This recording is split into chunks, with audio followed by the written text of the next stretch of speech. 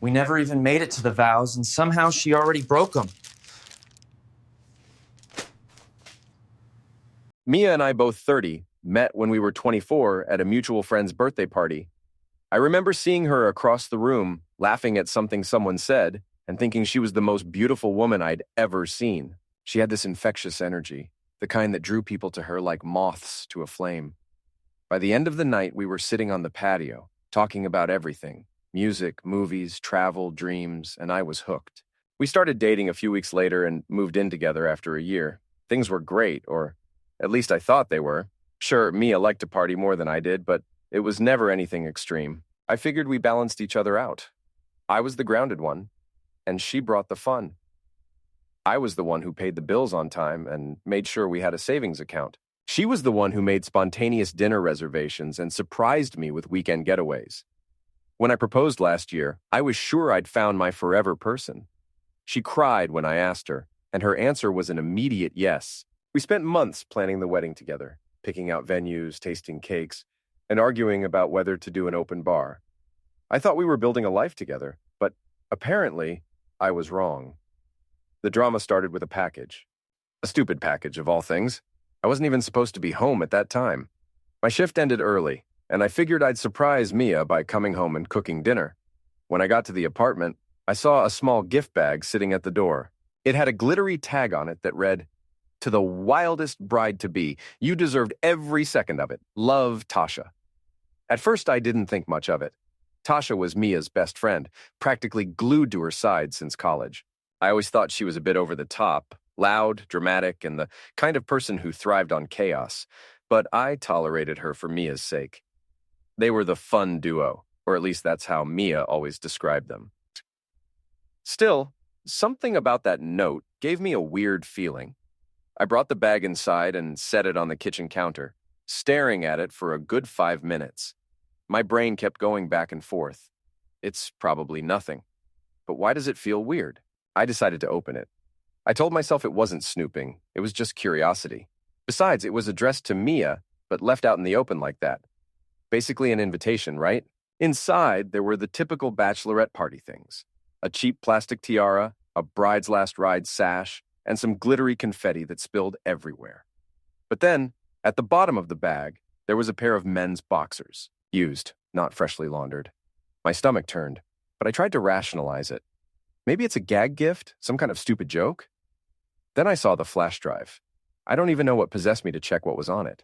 I guess I was already uneasy from the boxers, and something about the way the bag screamed "Wild Night" wasn't sitting right with me. I plugged it into my laptop and opened the only file on it.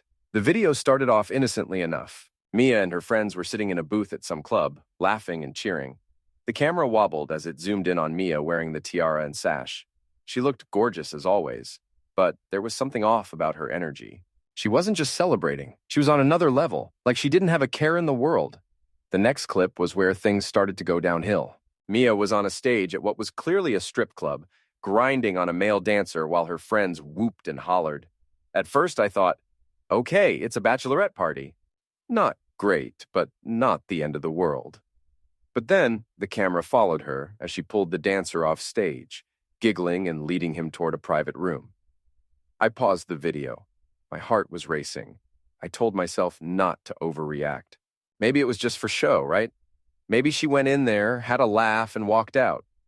But I knew better. Deep down, I already knew. The next clip removed all doubt. It showed Mia sitting in a lounge area surrounded by 3 guys. They were laughing, drinking, and flirting. But it didn't stop there. One of them leaned in and kissed her, and she didn't just let him. She kissed him back. Then another guy joined in. By the end of the video, she was leading all 3 of them into what looked like a hotel room. Tasha's voice in the background made it worse. She was laughing and narrating the whole thing. "Mia, you're a legend. Bride of the year." I sat there staring at the screen, feeling like my chest had been ripped open. This wasn't the woman I'd spent the last 6 years of my life with. This wasn't the Mia who used to fall asleep on my chest while we watched stupid rom-coms. This wasn't the Mia who talked about how excited she was to start a family with me. Mia came home that evening like nothing had happened. She kissed me on the cheek, asked about my day, and went on about how Tasha had the best ideas for wedding decorations. I just nodded and smiled, pretending everything was fine, but inside I was done. I couldn't even look at her without seeing that video in my head. I felt like an idiot for not seeing it sooner. Had there been signs? Did I miss them, or was this the first time? I didn't know, and honestly, I didn't care. The woman I thought I was marrying didn't exist anymore. That night, I didn't sleep. I lay awake, staring at the ceiling, replaying the video over and over in my mind. Every laugh, every kiss, every touch felt like a dagger. I wanted to confront her, to yell, to demand answers, but I knew it wouldn't change anything. The next morning, Mia got up early to get ready for work. She kissed me on the forehead before leaving and said, "I can't wait to see you tonight, babe." I smiled and said, "Me too." The second Mia left for work, I started moving. I didn't even sit down to have coffee or think about what I was doing. I just grabbed my duffel bag from the closet and started packing. Clothes, toiletries, my laptop, chargers, whatever I could fit without making a mess. I wasn't planning to come back, so I didn't waste time trying to decide what to take or leave. I knew the furniture wasn't worth the hassle, and I didn't care about most of the shared stuff anyway. Let her keep the couch, the TV, the kitchen gadgets. She could have it all. I just wanted out. As I was packing, I realized I'd never done anything like this before. I've always been the guy who plans everything to the last detail. Vacations, work schedules, even lazy Sundays. But here I was, stuffing random things into a bag with no clear plan other than to get out. I grabbed my phone and started Googling places to stay. I didn't want to go to a regular hotel. It felt too cold, too close to reality. I needed somewhere I could think, breathe, and figure out my next move. That's when I found a small resort about 2 hours outside the city. It wasn't fancy, but it looked quiet, and they had last-minute availability. Perfect. I called and booked a room for a week, paid up front, and didn't even care about the price. It felt like a small price to pay for some peace of mind. Before I left, I grabbed a folder from my desk where I kept all the wedding contracts. I had no intention of paying for a wedding that wasn't going to happen. The venue was first on my list, so I called them as I walked out the door. "Hi, this is Ryan," I said, trying to sound normal. "I need to cancel a reservation for a wedding." The woman on the other end sounded surprised. "Oh, I'm sorry to hear that. Can I ask why?" I wasn't about to spill my personal drama to a stranger, so I just said, "Change of plans. Life happens, you know." She went on about cancellation fees, how they'd keep 20% of the deposit, blah, blah. I didn't care. "That's fine," I said. "Just cancel it." With that done, I got in my car and started driving. I didn't even look back at the apartment. The drive to the resort felt surreal. It was like I was on autopilot, just following the GPS while my mind replayed everything I'd seen on that flash drive. Was it just the party, or had she been hiding this side of herself the whole time we were together? I stopped at a gas station halfway there to grab some snacks and water. While I was paying, my phone started buzzing in my pocket. I didn't even have to look to know it was Mia. I ignored it, but the buzzing didn't stop. Text after text, call after call. She must have gotten home and realized I was gone. I couldn't bring myself to read the messages yet. I wasn't ready for the excuses, the fake tears, or the "it wasn't what it looked like" speech. I just turned my phone on silent and kept driving. The place was small but perfect. A king-sized bed, a little kitchenette, a fireplace, and a deck overlooking the lake. It felt like a world away from everything I'd left behind. I dumped my bags in the corner, sat on the edge of the bed, and finally let out a long, shaky breath. For the first time all day, I felt the weight of what had just happened. This wasn't just a fight or a breakup. I'd left behind my fiancé, my home, and the life I thought I was building. I spent the rest of the day unpacking, but it felt weird to see my stuff in this unfamiliar space. I kept expecting Mia to call out from the other room or ask me what I wanted for dinner. Every little sound made me jump, like she was going to walk in at any moment. When I finally sat down to eat a sandwich I'd made from the snacks I brought, I checked my phone. There were over 20 missed calls from Mia, plus a flood of texts. They started out casual. "Hey, babe, where are you? Did you go somewhere without telling me? Let me know when you're coming back." Then they got panicked. "Ryan, this isn't funny. Where are you? Are you okay? Why is your stuff gone? What's going on?" And finally, desperate, "Please call me. I don't understand what's happening. Please." I didn't respond. Instead, I called my parents. My parents are the kind of people who don't cry unless they absolutely have to. When I told them I'd left Mia and the wedding was off, my mom just said, "Okay, sweetie. Do you want to tell us what happened?" I kept it vague. "She wasn't who I thought she was," I said. My dad chimed in, "Good for you, son. Better to find out now than later." They didn't press me for details, which I appreciated. I told them I was staying at a resort for a bit to clear my head, and they said they'd support me no matter what. That first night at the cabin was strange. I kept expecting Mia to barge in, demand answers, or somehow convince me to come back. I thought about how much time and effort I'd put into our relationship, planning dates, saving for the wedding, compromising on things like her obsession with Tasha. And for what? For her to throw it all away in one night of partying? By the time I went to bed, I'd made up my mind. I wasn't going back. Not for her tears, her apologies, or her promises. This was the end, and I was okay with that. One thing kept bothering me. Tasha. She wasn't just some innocent bystander in all this. If anything, she was the ringleader. That video wasn't just a candid recording of the night. It felt like a trophy, something she was proud to show off. And that note on the package, you deserved every second of it. It was practically a confession. Tasha always rubbed me the wrong way. When Mia and I started dating, Tasha was one of the first people I met in her circle. She was loud, constantly making sarcastic jokes, and always had to be the center of attention. Mia thought she was hilarious and fun, but I thought she was obnoxious. Over the years, I learned to tolerate her because she and Mia were so close. But I never trusted her. Looking back, there were red flags. Tasha would constantly push Mia to go out, even when we had plans. There were times when Mia came home drunk at 2 o'clock in the morning with Tasha giggling in the background, shouting, "Sorry for stealing your girl, Ryan." I used to laugh it off, but now it didn't feel so funny. At the resort, I decided to confront her. Not Mia, not yet. I wanted answers from the person who encouraged this whole mess. I didn't want to call Tasha directly, so I used a burner number app to text her something vague but baiting. "Hey, it's Ryan. We need to talk about Mia. Meet me at the coffee shop on 7th tomorrow at noon." She responded within 5 minutes. "WTF, are you okay? Is Mia okay? What's this about?" I didn't reply. The next day, I drove back to the city, parked a few blocks from the coffee shop, and waited. Sure enough, Tasha walked in right on time, looking as smug as ever. She was wearing her usual over-the-top outfit, a bright pink blazer, heels that looked impossible to walk in, and sunglasses indoors. Classic Tasha. I walked in a few minutes later and sat down across from her. She looked surprised to see me, but then smiled. "Ryan, you scared me with that text. What's going on?" I didn't waste any time. "Cut the crap, Tasha. I know about the bachelorette party." Her smile froze. What do you mean?" I leaned forward, keeping my voice low. "I mean, the flash drive, the videos, the package you left on the doorstep. I know everything." She stared at me for a moment, then laughed nervously. "Oh, come on, Ryan. It's just bachelorette party stuff. You're not seriously upset about that, are you?" "Upset?" I said, leaning back in my chair. "That's an understatement. What kind of best friend encourages someone to cheat on their fiancé and then sends them a highlight reel?" Her face turned red. "It wasn't like that," she said quickly. "It was just a fun night. No harm, no foul." I pulled my phone out of my pocket and opened the screenshots I'd saved. I slid it across the table, showing her the messages she'd sent Mia. "Bride of the year. You owned that stage, girl. Don't feel guilty. It's your last chance to be free."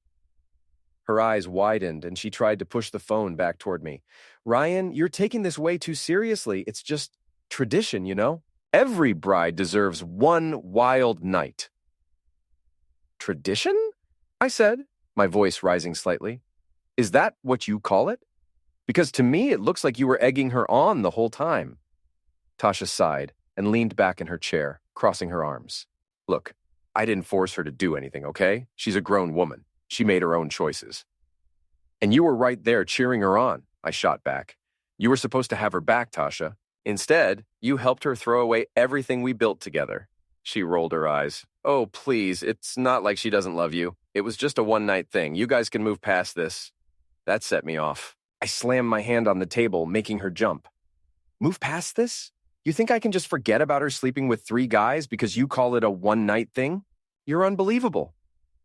She looked around nervously, probably worried about the other customers staring. "Okay, fine," she said, lowering her voice. "I'm sorry if it got out of hand. But honestly, Ryan, this is between you and Mia. Don't drag me into it." "You're already in it," I said, standing up. "And believe me, Tasha, everyone is going to know exactly what kind of friend you are." Her eyes widened. "What does that mean?" "You'll find out soon enough," I said, grabbing my phone and walking out. On the way back to the resort, I thought about what she'd said. She's a grown woman. She made her own choices. As much as I wanted to blame Tasha for everything, she was right about one thing. Mia had made her own decisions. Tasha might have encouraged her, but Mia didn't have to go along with it. That thought made my stomach turn. I'd always seen Mia as this fun, carefree person, but now I realized she was just reckless. Tasha might have been the match, but Mia was the one who lit the fire. When I got back to the cabin, I started plotting. I wasn't ready to confront Mia yet, but I wanted to make sure Tasha couldn't spin the story in her favor. And I was going to make absolutely sure Mia paid for what she'd done. Nobody humiliates Ryan Blackwood and gets away with it. My first move was calculated and deliberate. I loaded the video onto my laptop and edited it, cutting together the most incriminating moments. Mia leading the men away, kissing them openly, disappearing into the hotel room. I made copies of the screenshots from Tasha's texts and organized everything into a neat, devastating package. Then I called my buddy who worked in IT. "Rob, I need a favor," I said, keeping my voice steady. "How hard would it be to create a website that's only accessible for a day or two?" "Not hard at all," he replied. "Why? What's going on?" I explained the situation briefly, leaving out the most sordid details. Rob whistled. "Man, that's rough. So what, you want to make some kind of revenge site?" "Something like that," I said. "But I want it to seem like it was posted anonymously. Can you make that happen?" "Sure, no problem. Give me a day or two." While Rob worked on the site, I crafted an email to send to specific people in our social circle. I chose carefully: our mutual friends, Mia's coworkers, a few of her cousins who I knew would spread the word. The email was simple. "There's something you should know about Mia's bachelorette party. See for yourself. Link." I hesitated for a moment before hitting send. Was I going too far? Then I remembered the video, Mia leading those guys away, laughing as she betrayed everything we'd built together. My finger pressed down on the mouse. The fallout was swift and devastating. Within hours, the video was making the rounds. People were sharing it, texting about it, calling each other to gossip over the shocking footage. I'd made sure to include some of Tasha's texts as well, painting her as the instigator. I received a flurry of messages, mostly expressions of shock and sympathy. "Dude, I'm so sorry. I can't believe Mia would do that." Always knew Tasha was toxic, but the one I was waiting for came from Mia herself. A simple text. "What have you done?" I didn't respond. I didn't need to. She knew exactly what I'd done. Next, I reached out to Mia's parents. Mia's family always had this old-school conservative vibe that made me feel like I was constantly being judged. When we moved in together 3 years ago, her mom, Janet, acted like we were running some kind of underground scandal. She didn't outright say it, but the constant comments like, "It's not proper to live together before marriage," and the way she always looked disappointed when I mentioned our apartment made her feelings pretty clear. Her dad, Henry, was quieter about it, but still disapproving. He'd grunt whenever the topic came up and say something like, "Back in my day, we did things differently." It wasn't until Mia and I got engaged that they even started warming up to me. Once there was a ring on her finger, suddenly Janet was planning bridal showers, and Henry was offering to help us with a down payment for a house. It was like I'd passed some invisible test, and now I was finally worthy. But after everything that happened, I couldn't keep the truth to myself. Mia had betrayed me, and now it was her turn to face the music, especially with her parents, who had been so smug about how perfect and proper she was. They had always supported her emotionally and financially, as they were quite wealthy. Mia's texts and calls hadn't stopped since my conversation with Tasha. "Ryan, please answer me. I know you're upset, but we need to talk. I love you. Please don't give up on us." Every message made me angrier. She didn't get to play the victim. She made her choices. I hadn't responded to a single text or call, and I didn't plan to. But then Janet texted me. "Ryan, what's going on? Mia is a wreck. Please call me. We're worried." I stared at the message for a while before deciding I needed to do this in person. If anyone was going to deal with Mia, it wasn't going to be me. Let her parents handle it. They always acted like they knew better anyway. The next day, I drove back into the city and headed straight to Janet and Henry's house. I didn't tell Mia I was going, even though I knew she'd probably lose it once she found out. When Janet opened the door, her face lit up with a mix of relief and concern. "Oh, Ryan, thank God you're here. What's going on? Mia is so worried about you." Henry was sitting in his usual chair in the living room, flipping through a newspaper.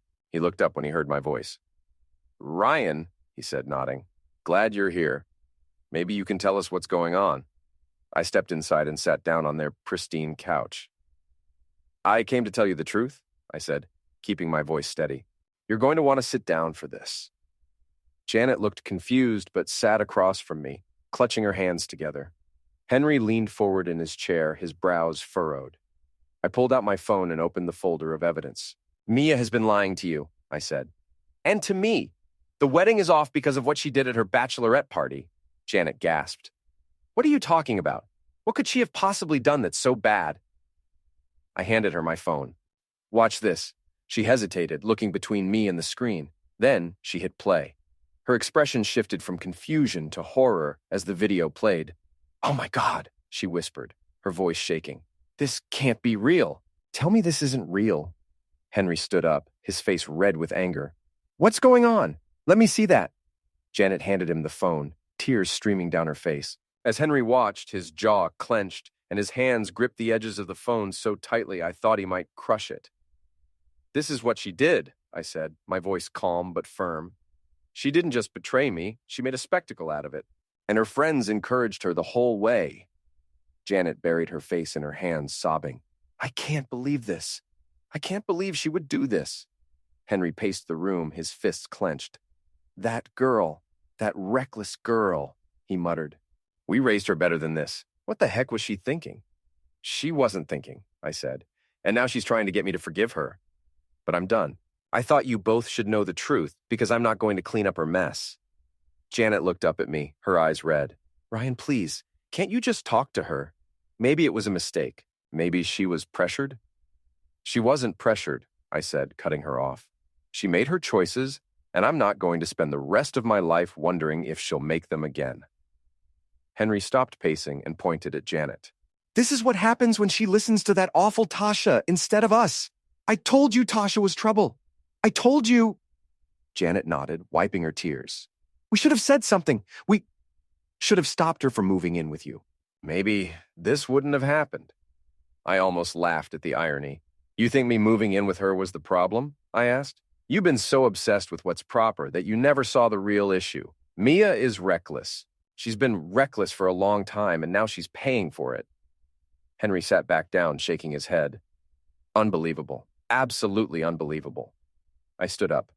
Look, I'm sorry to drop this on you, but it's your problem now. She'll probably come to you for help, and you can decide how to handle it.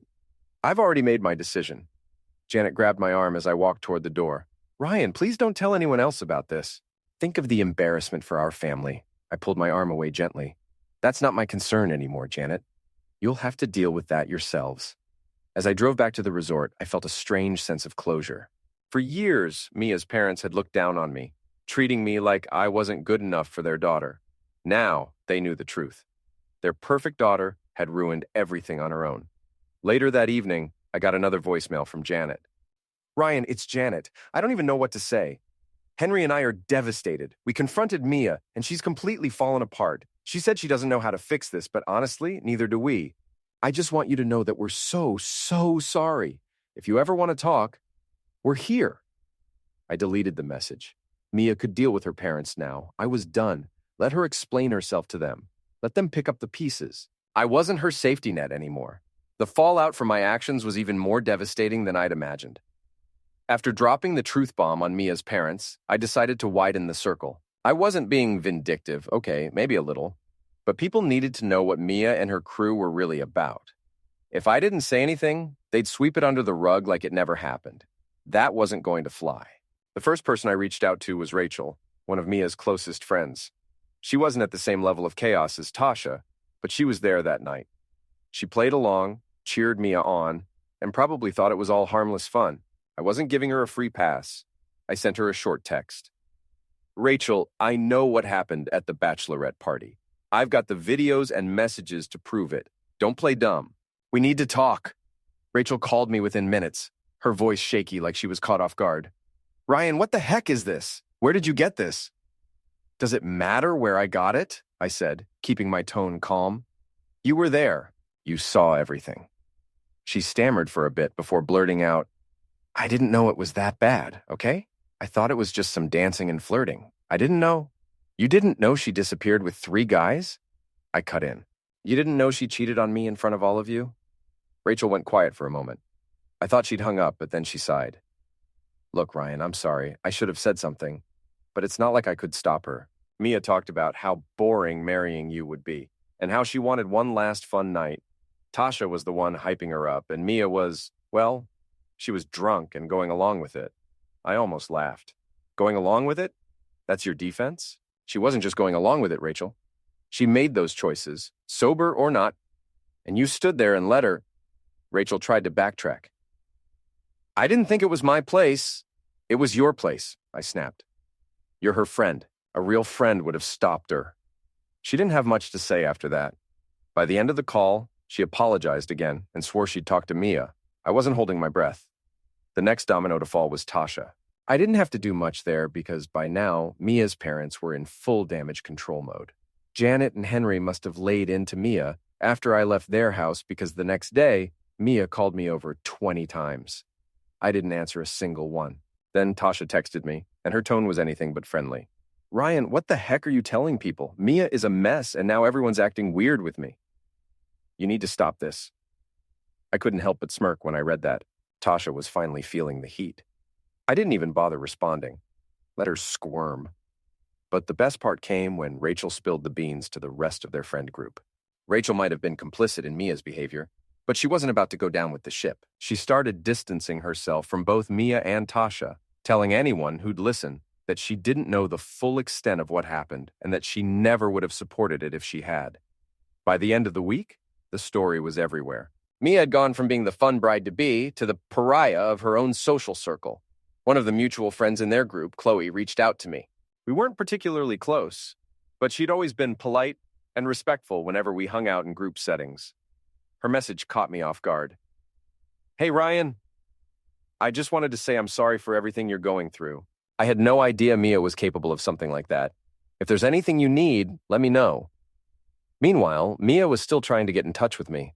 The texts had slowed down, but they hadn't stopped entirely. Ryan, I know you're mad, but we need to talk. Please, I'll do anything to fix this. Just tell me what to do.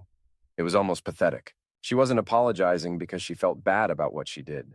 She was apologizing because her life was falling apart. Then Tasha and Mia finally had their falling out. It started as a quiet disagreement, but quickly escalated into a full-blown argument. Tasha, fed up with being blamed for everything, told Mia, "Don't act like I made you do anything. You were all in. Stop playing the victim." Chloe heard about the fight and texted me. Tasha and Mia aren't speaking anymore. Tasha is telling everyone Mia used her as a scapegoat. It's a mess. I couldn't help but feel a bit of satisfaction. For years, Tasha had acted like she was untouchable, manipulating people and causing drama. Now she was finally getting a taste of her own medicine. The last I heard from Janet, Mia was completely falling apart and struggling to get her life together. At first, I thought it was just emotional fallout, crying, begging, the usual. But as the days passed, I started hearing bits and pieces from mutual acquaintances about how bad things had really gotten for her. Apparently, Mia's parents, Janet and Henry, had reached their breaking point after our conversation. I knew they were angry, but I didn't expect them to go as far as they did. From what I heard, Janet tried to talk some sense into Mia after I exposed everything. Mia's response, she blamed me. She said I overreacted, that I should have been more understanding, and that it wasn't fair for me to ruin her life over one mistake. That didn't sit well with Janet and Henry. They'd always been about appearances, and having their daughter's dirty laundry aired out to their friends and extended family was their worst nightmare. When they realized Mia wasn't taking responsibility for anything, they kicked her out of the house. It wasn't just a threat either. They packed up her stuff, left it on the porch, and told her not to come back until she figured out how to take accountability for her actions. Knowing Janet, she probably threw in something like, "You're an embarrassment to this family." Mia tried to stay with Tasha, but that didn't go well either. After their blowout fight, Tasha wasn't exactly eager to let her crash on the couch. Tasha made it clear she didn't want to be involved in the mess anymore, and letting Mia stay with her would only make things worse. Chloe told me Mia had reached out to a few other friends, but most of them had already distanced themselves. Rachel ignored her calls, and the others didn't want to risk being caught in the crossfire. By the end of the week, Mia was basically couch surfing wherever she could find a temporary place to stay. The financial fallout hit her even harder. Mia had a cushy office job at a company her dad had helped her get into. Henry pulled some strings to get her in the door, and she'd been coasting ever since. But after her parents kicked her out, Henry made it clear he wasn't going to protect her anymore. From what I heard, Mia's manager wasn't thrilled with her work ethic to begin with. She'd already been warned about showing up late and slacking off on projects. Once her personal drama started leaking into the workplace, thanks to whispers from mutual acquaintances and a few anonymous emails I'd sent from a burner account, the company decided she wasn't worth the trouble. She was let go under the guise of downsizing. I'll admit, when Chloe told me about Mia losing her job, I felt a rush of vindication. Not because I wanted her to suffer, but because it was another example of her actions catching up with her. For years, she'd coasted through life, relying on other people to clean up her messes. Now she had no safety net. I heard through the grapevine that Mia tried to reach out to Janet and Henry again after losing her job. She showed up at their house, crying and begging to come back, saying she didn't have anywhere else to go. But they didn't cave. By this point, Mia was completely out of options. She didn't have a job, a place to stay, or any friends willing to help her. The texts and calls from her were getting more desperate. "Ryan, please talk to me. I have no one else. I'm sorry for everything. I lost my job, my home, everything. I know I messed up. Please give me another chance. I'll do anything to fix this. Just tell me what you want." I didn't respond to any of them. I wasn't about to let her guilt me into giving her another chance. She'd made her choices, and now she was living with the consequences. One of our mutual friends, Eric, gave me an update about a week later. Apparently, Mia had reached out to him, hoping he'd let her stay with him for a while. Eric, being the no-nonsense guy he is, shut her down immediately. "She's in a bad way, man," he told me. She was crying on the phone, saying she didn't know what to do. But I told her straight up, this isn't my problem. Eric wasn't being heartless. He just wasn't about to let her manipulate him the way she tried to manipulate me. Eventually, Chloe told me Mia ended up renting a room in a rundown apartment on the other side of town. She used the last of her savings to pay for the first month's rent, but beyond that, she was scrambling to make ends meet. She picked up a part-time gig at a coffee shop, but it wasn't enough to cover her expenses. "She's barely hanging on," Chloe said. I don't think she's ever been this low. The part that surprised me the most was how quickly everyone turned their backs on her. For years, Mia had been the center of her friend group, the one who always planned the parties and brought people together. But now that she was the one in trouble, no one wanted to help her. Tasha washed her hands of Mia entirely, saying, "She's not my responsibility anymore." Rachel cut ties completely, saying she couldn't deal with the drama. Even Chloe, who had tried to stay neutral, eventually stopped talking to her. Mia had burned every bridge she had, and now she was stuck trying to rebuild her life from scratch. I'd be lying if I said I didn't feel a surge of dark satisfaction watching her unravel. Not because I wanted her to suffer, but because it proved a point. Actions have consequences. Mia had spent years relying on other people to bail her out, but now she was finally facing the reality of her choices. As for me, I was moving on. Every day felt like a step closer to leaving all the drama behind, but I wasn't quite done yet. There was one more thing I needed to do. I decided to take it up a notch. No more hiding behind anonymous emails or third-party gossip. I was going to make sure everyone knew exactly what had happened, and I had the perfect platform. Reddit. I created a throwaway account and spent an entire afternoon crafting the perfect post. I detailed everything. The bachelorette party, the video evidence, Tasha's role in it all, Mia's pathetic attempts to get me back, her parents' reaction, the whole saga. I sanitized it just enough to avoid any legal issues, but kept all the juicy details intact. My fiancé slept with 3 strangers at her bachelorette party, so I vanished silently, and what unfolded next shattered her perfect life beyond repair, read the title. It was clickbait gold.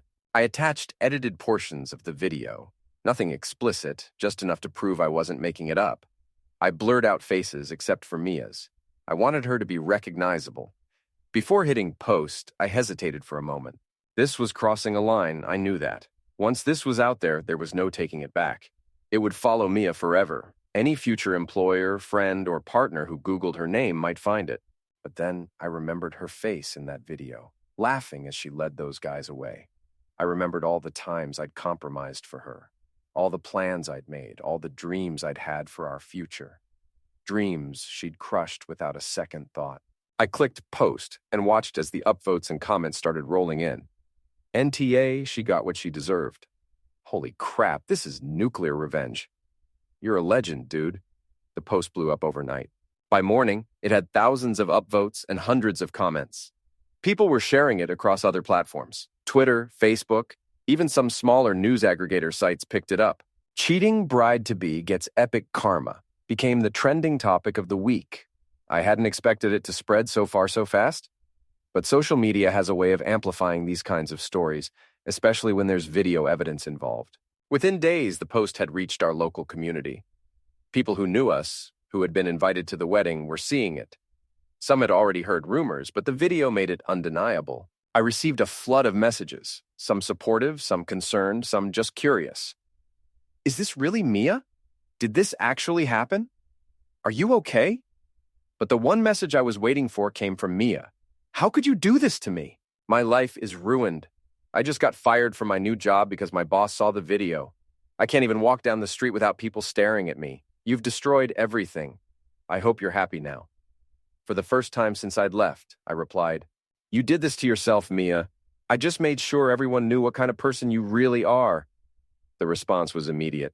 I'm going to sue you for this. You can't just put private videos of me online. I laughed out loud. Good luck with that. The video was sent to me by your best friend. You have no expectation of privacy when you're cheating on your fiancé at a public strip club. But hey, if you want to drag this into court and make it even more public, be my guest. She didn't respond after that.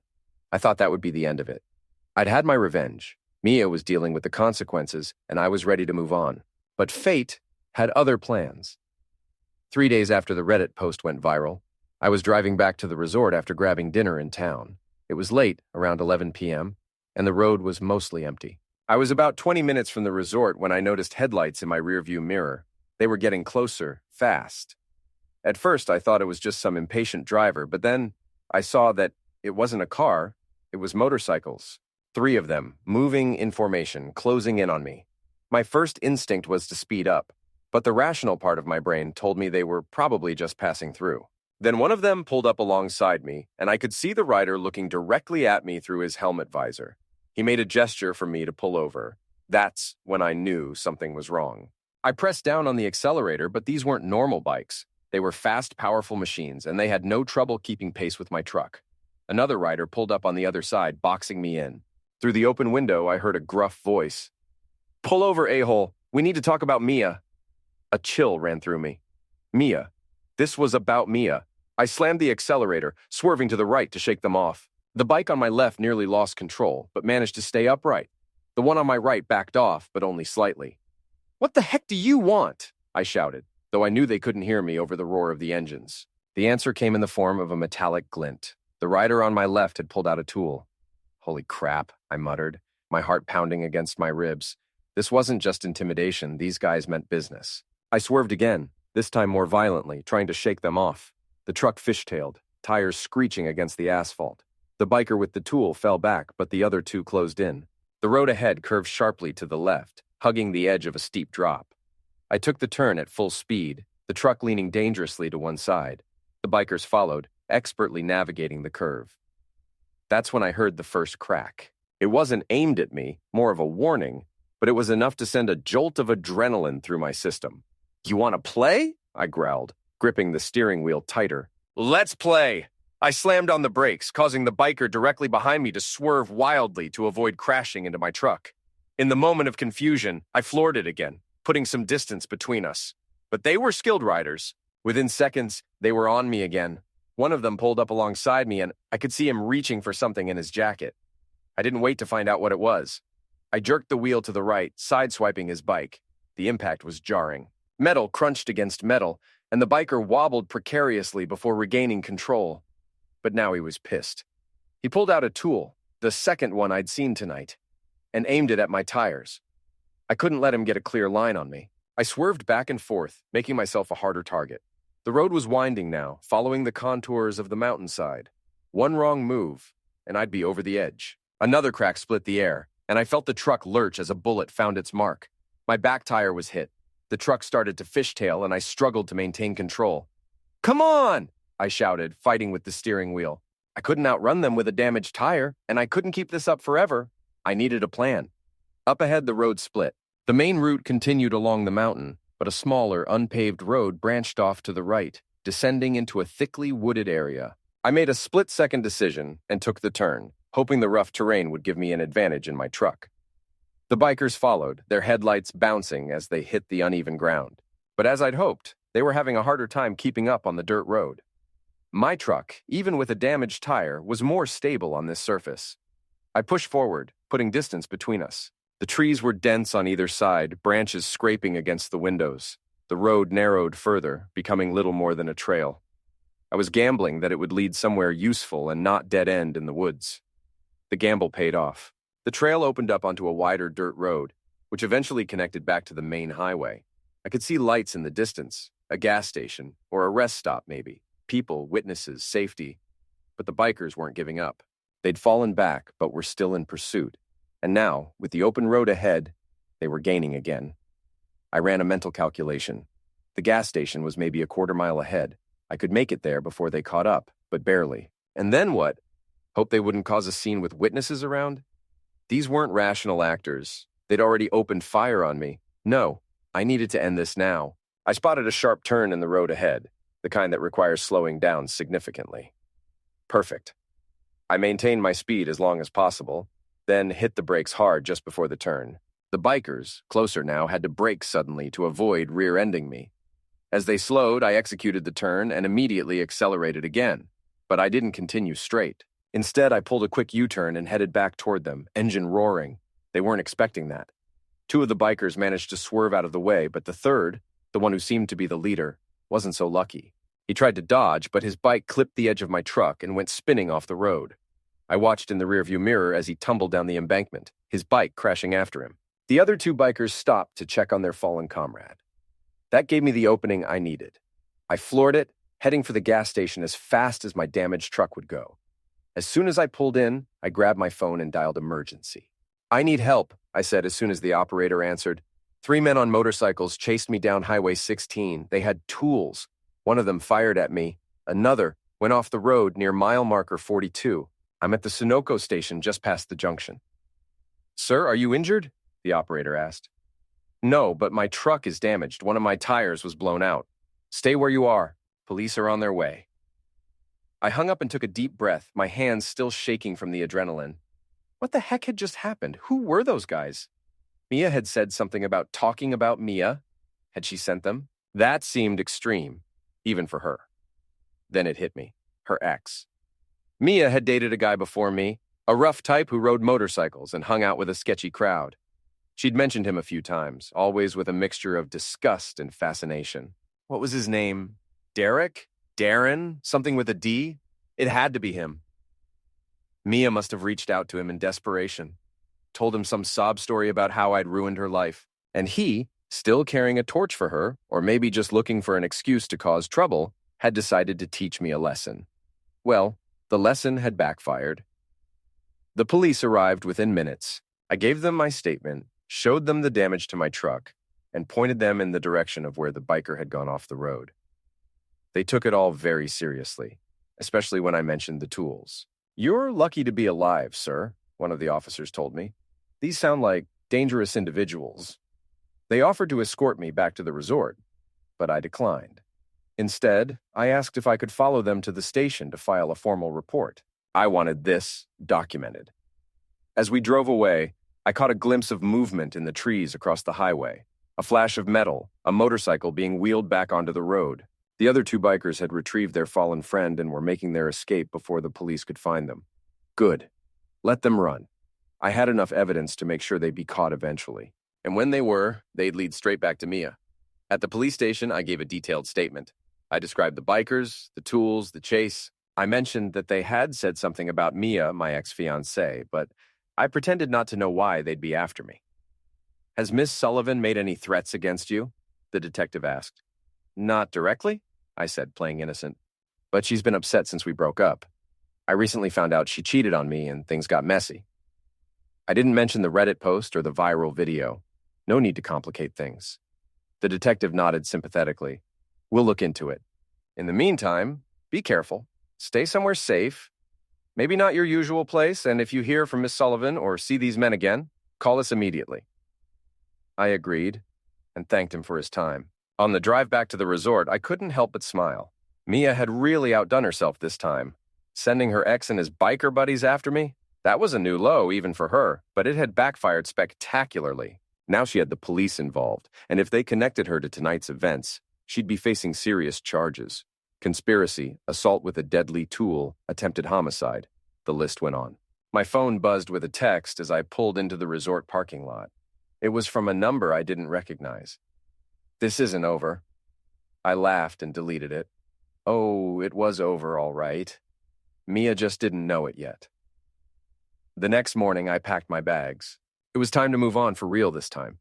I'd had my revenge, and it had been even more satisfying than I'd imagined. Mia's life was in shambles. No job, no home, no friends, and now potentially legal trouble. My work here was done. As I checked out of the resort, the manager handed me an envelope. "This came for you earlier," he said. Inside was a newspaper clipping. A small article buried in the local news section about a motorcycle accident. One rider seriously injured. 2 others fled the scene. The injured man was identified as Darren Reese, 32, with a long history of arrests for assault, pills dealing, and tools charges. Below the clipping was a handwritten note. "He always did have a thing for me. All I had to do was cry, and he was ready to defend my honor." Pathetic, right? Almost as pathetic as you going to the cops like a scared little boy. Like I said, this isn't over. I crumpled the note and tossed it in the trash. "Nice try, Mia. But your threats don't scare me anymore." As I drove away from the resort, I thought about everything that had happened. The betrayal, the revenge, the chase. It had been a heck of a week. But I'd come out on top. Mia had shown her true colors, and now everyone knew what kind of person she really was. Some might say I went too far, that I should have just walked away and let her live her life. But those people don't understand what it's like to have your future shattered in an instant. To have the person you trusted most betray you in the worst possible way. No, I had no regrets. Mia made her choice, and I made mine. She chose 3 strangers over our future together. I chose to make sure she paid for it. And if she wanted to escalate things further, bring it on. I was done being the nice guy who played by the rules. She'd created this monster, and now she had to live with the consequences. As I merged onto the highway, heading toward a new city and a new life, I caught a glimpse of something in my rearview mirror, a motorcycle, too far away to make out clearly, but keeping pace with traffic. I smiled and pressed down on the accelerator. Let them follow. I was ready for whatever came next.